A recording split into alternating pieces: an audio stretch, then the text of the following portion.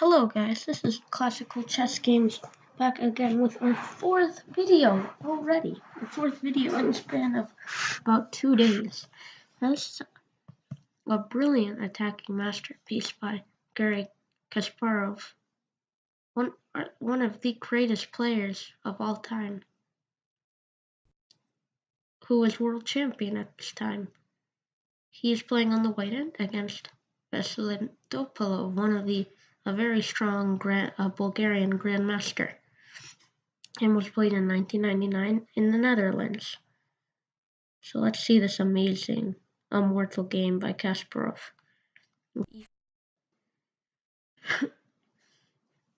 And Topalov already goes for an interesting opening. The first move, we already have the d6. This is the Pirc defense. The Pirc defense isn't very commonly played in higher level chess, but it can be played well enough. It's not the most common opening in the chess at this high of a level, but Topalov is saying maybe I can surprise Kasparov and get an advantage in the opening. And it's funny, out of the 4 videos we've already done standard 2 e4s and in English, but we haven't even done like say a Sicilian or Carol-Con or maybe even a French against the e4, and even seen a d4 opening. So maybe in the next video we'll see that. But right now, d6, d4, and knight to f6, attacking this e-pawn. And already knight to c3. This is the standard standard variation of the Pirc defense. g6 and bishop to e3. See, Wajk's getting ready to shadow the bishop, castle, and then maybe even push e5 or c5. Maybe even go, if say white pushes d5, he could go c6, or maybe even c6 and d5. Yeah, bishop to g7 and already queen d2.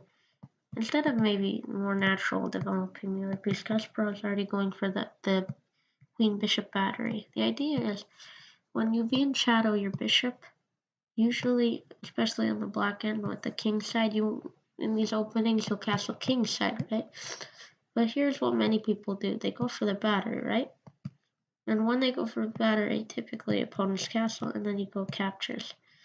Your opponent captures the bishop, and then you go for h4, 8. You try to go h4, h5, maybe even, and then maybe capture or h6 and try and really break open the structure. But already doesn't immediately act on it. He goes c6, as I said, maybe even pushing d5 and not allowing white to go d5. We have f3.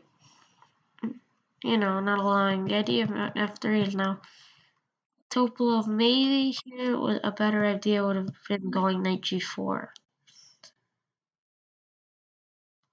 Right? What it's saying like 0.70 something. Let's see what it thinks of Topalov's move. No, it does prefer it.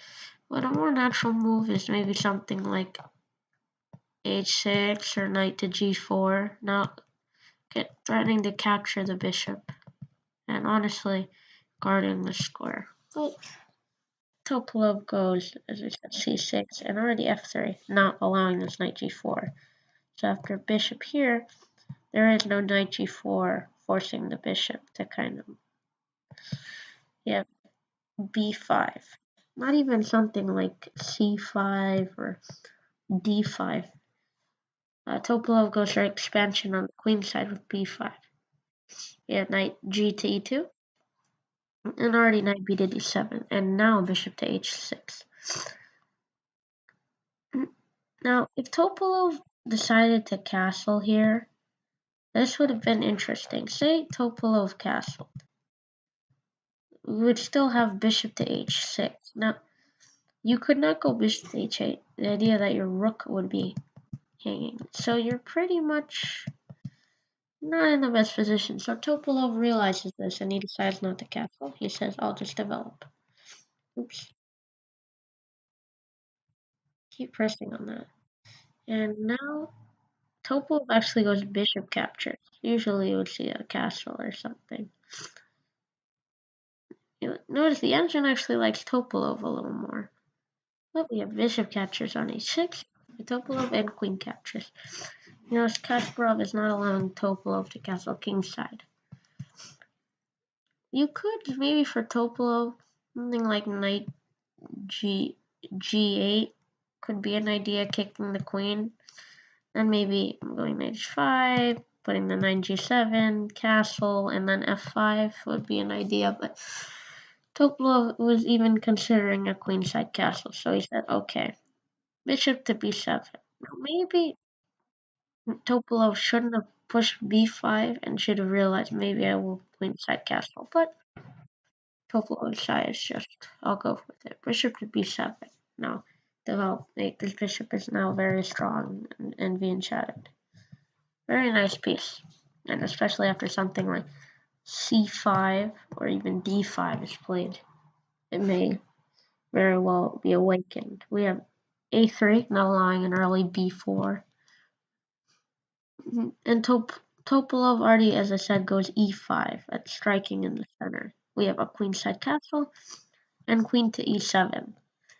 And here Kasparov plays king to b1, just making sure no checks or no tempo moves in the position before he gets ready to attack. We have a6, maybe just consolidating, maybe a5, I mean just guarding the b-pawning, and knight c1, getting ready to move all the pieces to the queen side. And now queenside castle by Topalov. We have knight b3. These knights are very nicely placed. And now, after he plays knight b3, Topalov goes for the tempo move. E takes d4. And rook takes d4. Knight takes d4 was also a perfectly fine option, but maybe this would also be good, but Kasparov plays rook captures. Maybe this rook on the e-file stronger can even get into the game. And now, maybe a little too aggressive here. I don't love c5. The idea is maybe, because this queenside structure isn't the greatest already. Maybe you don't want to go a little, because I think he's going a little too aggressive, because it seems that, honestly, it may not be the best attack for Topalov, especially because if he really starts pushing to attack the white king, which is very safe, his king's going to get even more exposed, which is not really that safe right now. So, goes rook back to d1.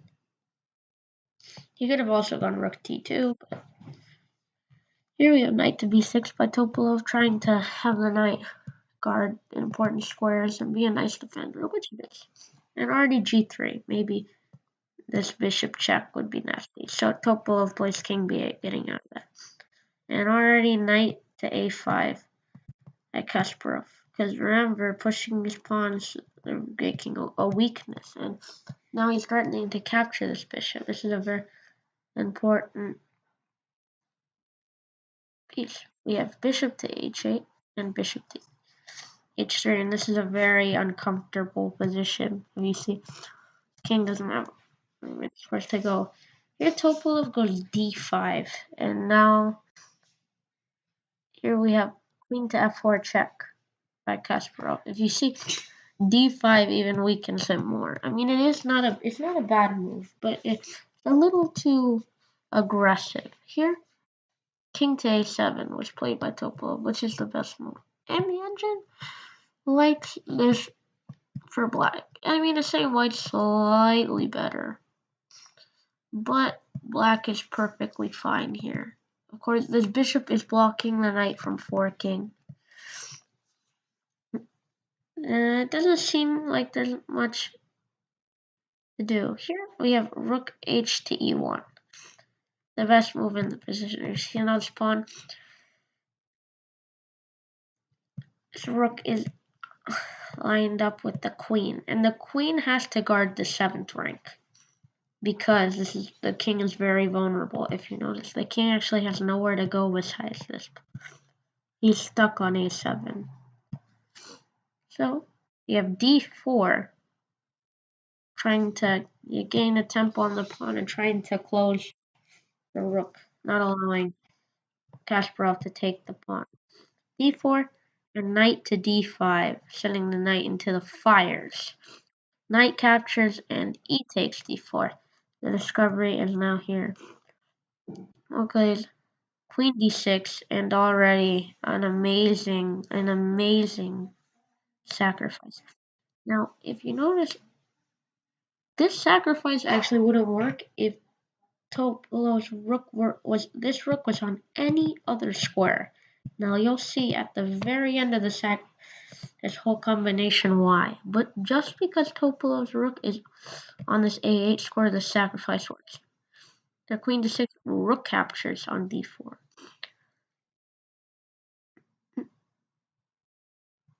C takes d4. Now, the engine likes this for black and saying black is winning this for sure. But the idea here, well, I mean, of course you can't, you don't really want to go queen takes because that's hanging. So the idea here is, well, for an engine, this isn't winning. This is winning for black. But for a human, this is much more difficult to play. You have to play nearly perfectly. We have rook to e7 check. Now here, Topalov, if Topalov played king to b6, this would be probably winning for black. This wouldn't be it wouldn't be called a brilliancy. It wouldn't be as brilliant. When Kasparov saw this combination, he said it reminded him of the game Edward Lasker versus Sir Thomas. With that, the one with the amazing king walk. Oh, I could show that. So if Topalov played king to b6, it wouldn't be maybe as amazing of a game. It wouldn't be nearly as an amazing game as it was, and it would basically be admitting I made a bit of a mistake. But he does play king b6, and after queen takes d4, okay, king takes a5. Now here, yeah, king takes a5 is really the only move.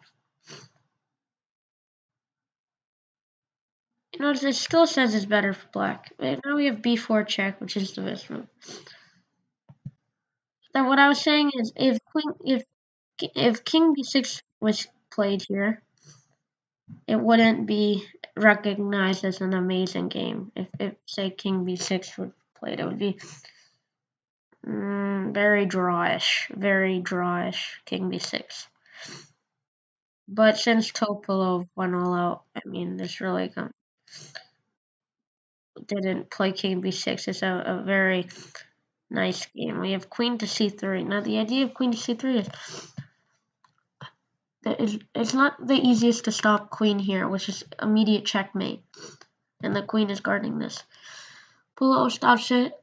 It is one of the only moves to stop it. Queen captures d5, guarding the square. Here Kasparov plays rook to a7, attacking this pawn and threatening checkmate here. And the only move that keeps black in the game, bishop to b7, and rook captures. Of course you play rook captures. You cannot, after rook captures, you cannot go queen captures, obviously, because this is checkmate immediately. Queen might be guarding. So it's a free piece, but it's the only way for, oops, sorry. Why? I keep doing that. Trust me, we're almost at the part. We are almost there, guys. I'm sorry, this keeps happening. My finger just keeps slipping. Here. It is. There it is. Here, of course, you can't recapture. No, maybe another idea could have been rook here, but Topalov goes, yeah, it's saying rook h to e8, saying this is the best move. Maybe white has some troubles here. This is an idea. And it's saying this is a drawn game. This is completely drawn. Well, here we have queen to c5, c4. Oh, yeah, it's saying queen takes f6 is the best move. Yeah. Yeah. And now we have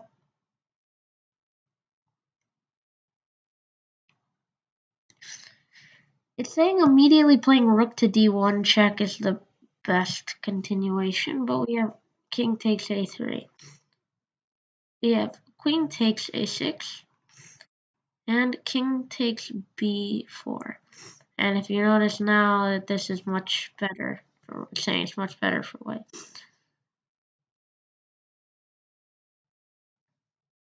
Unless now thinks king takes b4 isn't bad. Let's see. Yeah, it doesn't love that continuation for black. We have c3 with check. Now, Topalov knows this that queen takes c3 is completely losing, so he plays king takes c3. And we already have queen to a1 check. And you saw, so I meant maybe if this rook were on any other square, this combination would work. King d2 and queen to b2 check. King d1 and bishop to f1. You see, this bishop wasn't doing much, but if you see in the end, Kasparov has activated it, and now it's just winning the game. Of course, you can't capture this. You're getting checkmated no matter what. See, c2 check. King goes e1, and now you go rook to e7 check.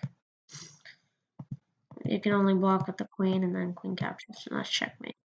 So you can't, of course, you can't capture the bishop. Tried.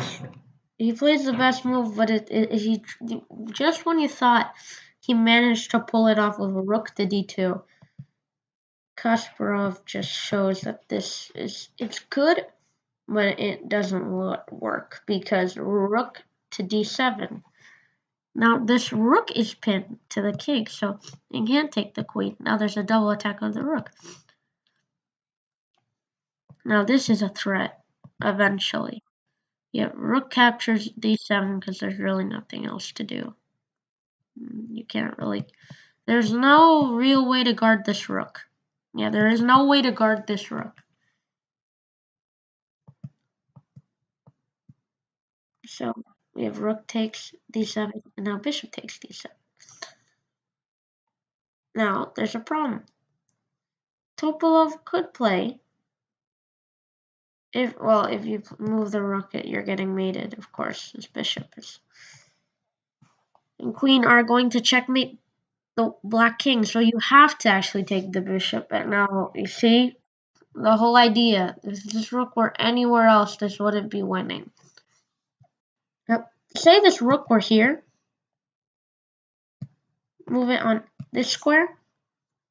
This would actually be winning for black. Black would be up 2 points in material because technically 2 rooks is more than a queen, and he's up a pawn. So this would actually be completely winning for black. But as I said, that Kasparov thought of it, and he said the only reason it's winning is because the rook is on a7. If it were on any other square of this rank, it would not be winning, but it is. So an ingenious idea that really just crushes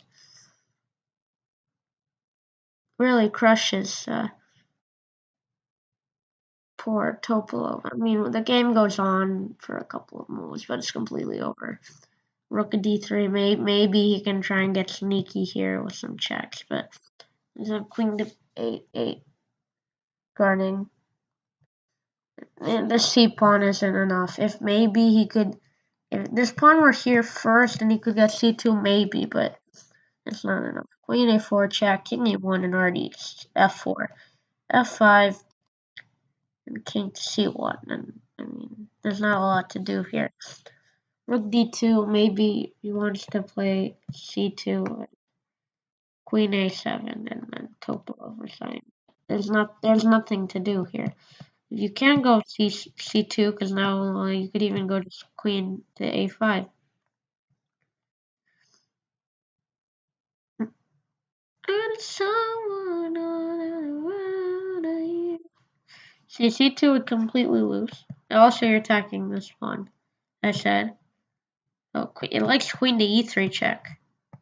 Yeah, that's actually way more forcing because the king can't guard the rook, and then you just catch a rook with queen, and then this is just completely winning for white. There's nothing black. He's down a whole queen. I mean, they're just gonna capture this pawn. So thank you for watching again to all the viewers, and I'm so happy so many of you guys are willing to watch this channel and watch some of the greatest chess games ever played. So, bye, and see you next time.